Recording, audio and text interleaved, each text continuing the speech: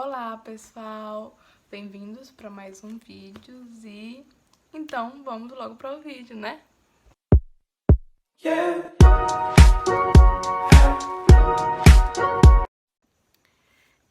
Então pessoal, a palavra que eu vou ler se encontra lá em Jó, capítulo 5, versículo 17, que diz: Feliz é aquele a quem Deus corrige, por isso não despreze o castigo do Deus Todo-Poderoso. Aqui nós vemos de forma clara que fala sobre a correção de Deus para as nossas vidas. Deus, ele nos deu um pai aqui na terra, um responsável, um pai ou uma mãe, um avô ou algum parente que cuide de nós. E esses responsáveis, eles sempre procuram estar nos corrigindo, estar nos ensinando, para que venhamos futuramente nos tornarmos cidadãos bons, honestos, de caráter e íntegro. E com Deus não é diferente. Se eles nos corrigem para que venhamos desfrutar de coisas boas futuramente, para que venhamos colher coisas boas, com Deus não é nada diferente. E Deus deixa isso concreto para nós lá em Jeremias, capítulo 29, versículo 11, que fala que o Senhor Todo-Poderoso tem pensamentos de paz ao nosso respeito, e não pensamentos de mal. Que ele tem pensamentos que ele tem pensamentos bons a nosso respeito para nos dar um futuro e uma esperança.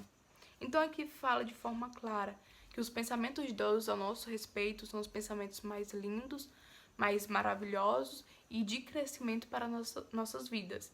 Mas para que venhamos desfrutar disso, é necessário aceitarmos as correções de Deus. Para que venhamos desfrutar das coisas maravilhosas que Deus tem para as nossas vidas, é necessário aceitarmos e ouvirmos a voz de Deus. Deus falando, você está errado nisso, nisso e nisso. Devemos aceitar então, corrigir onde estamos errando, para que assim venhamos desfrutar de uma vida plena com Deus, de uma vida maravilhosa ao lado dele. E Deus nos corrige para que venha haver crescimento nas nossas vidas aqui na terra e para que venhamos desfrutar da vida eterna com Ele lá no céu. Então Deus nos corrige não é para que venhamos ficar tristes, magoados ou para baixo, não. Devemos ficar alegres com a correção de Deus, porque é através da correção dele que nós vemos o amor que ele tem por nossas vidas. É através da correção dele que nós temos que ver o cuidado de Deus, a proteção que ele tem por nossas vidas. Porque ele nos corrige para que venhamos melhorar de vida. Ele nos corrige para que venhamos melhorar como pessoa e nos aproximar cada vez mais dele, para que venhamos consertar onde estamos errando e procurarmos a santidade e procurarmos estar juntinho a ele. Então ele nos corrige para que venhamos viver uma vida boa aqui na terra e uma vida eterna com ele lá no céu. Deus nos corrige também quando passamos a nos achar autossuficiente, passamos a achar que nós conseguimos conquistar alguma coisa por nossas forças. E nós conseguimos por nossas forças, sim, mas é 1% do processo que é por nossas forças, por nossa força. Os outros 99% das conquistas que temos não é por nosso esforço, mas é por causa dele, por ele, porque foi ele quem permitiu. Então, quando nós passamos a achar que foi por nós, que é só sobre nós, Deus vem, nos corrige, dá um chega pra lá. Não é sobre você, meu filho. Então, Deus nos corrige nessas circunstâncias.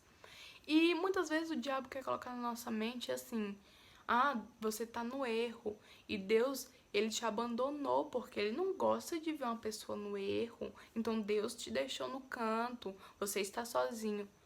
Não aceite esse tipo de pensamento. Você tá no erro, mas Deus não te abandonou. Deus, ele abomina o pecado, mas ama o pecador. Ele não gosta do que fazemos ou dos nossos erros, mas ele continua nos amando, continua procurando cuidar da gente, continua do nosso lado, continua nos protegendo de todo o mal. Ele quer que venhamos consertar esse erro, para que venhamos estar cada vez mais próximo dele. E um grande exemplo é o povo do Egito. O povo do Egito errou bastante, reclamou, fez deuses de ouro e Deus, ele ficou muito triste e zangado com o povo. Mas em nenhum momento Deus abandonou o povo do Egito. Em nenhum momento o povo ficou sozinho, sem alimento, ou sem Deus providenciar o que eles estavam precisando. Não, mas a Bíblia diz que os calçados nunca envelheciam, que as roupas cresciam juntamente com o corpo deles. Na proporção que eles iam crescendo, as roupas iam crescendo, não envelheciam. E Deus mandava o maná todos os dias para eles se alimentarem. Então Deus não abandonou o povo dele, Deus não abandona o povo dele. Assim como nós aqui na terra erramos com os nossos pais e nós percebemos que os nossos pais continuam nos amando, continuam cuidando da gente apesar de errarmos, continuam nos amando. E com Deus não é diferente. Se os nossos pais aqui na terra nos amam, imagine Deus, que é o nosso Pai, que sempre tem pensamentos maravilhosos ao nosso respeito. Ele jamais nos deixará sozinho, Ele jamais te deixará, Ele cuida de você, Ele te ama tanto, mas tanto, que Ele deu o único filho dele para morrer por você. Eu já vi algumas pessoas falando que quando um filho nasce, ele daria tudo por aquele filho. É um amor incrível, é um amor maravilhoso, é um amor grandioso. Então, se nós aqui na Terra, nossos pais têm esse amor grandioso por nós, ele não conseguiria, creio eu, dar a vida do filho para morrer por mim ou por você que erra todo dia. Por exemplo, acredito que minha mãe não chegaria e me daria assim para morrer por alguém que todo dia tá errando. Mas Deus, Ele te amou tanto, mas tanto, que Ele deu o único filho dele para morrer por nós, para que fôssemos lavados, fôssemos redimidos e tivéssemos a salvação. Então Ele tem um grande amor por você. Ele te ama muito e Ele jamais te deixará sozinho. Deus, Ele não desistiu de você. Ele não desistiu de você. Ele quer cuidar de você.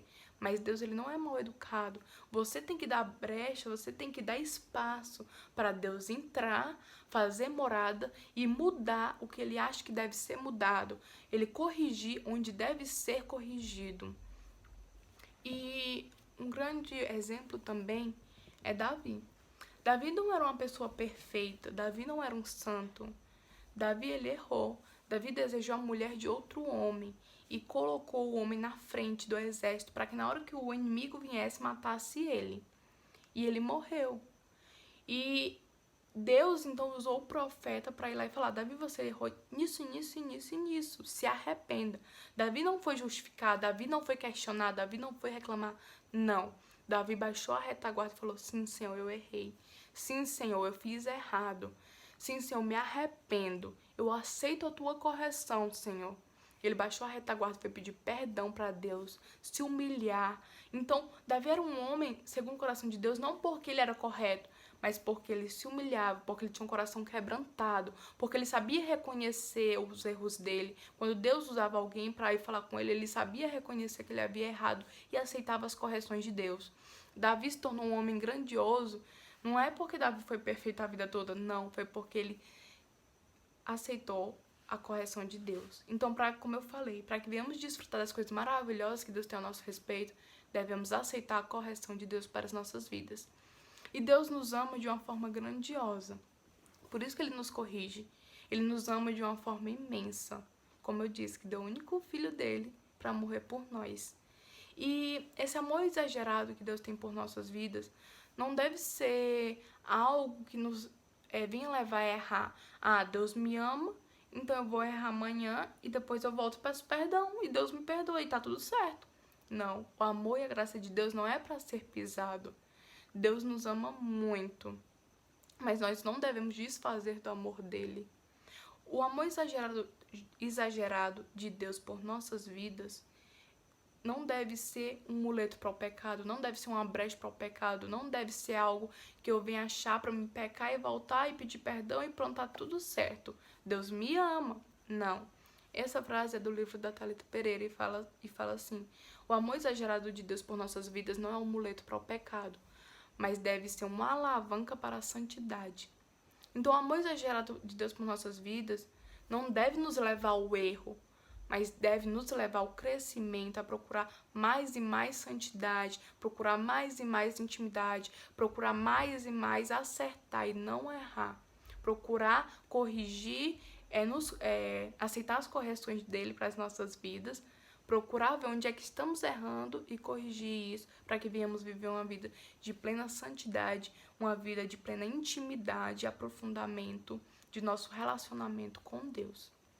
Então, que essa semana nós não venhamos nos deixar bombardear, que o diabo venha bombardear nossa mente com o pensamento de que estamos sozinhos porque erramos. Não, Deus te ama muito.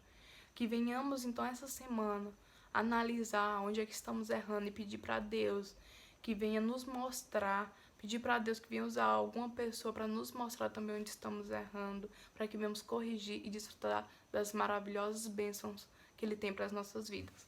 Então, tenha uma semana abençoada e é isso.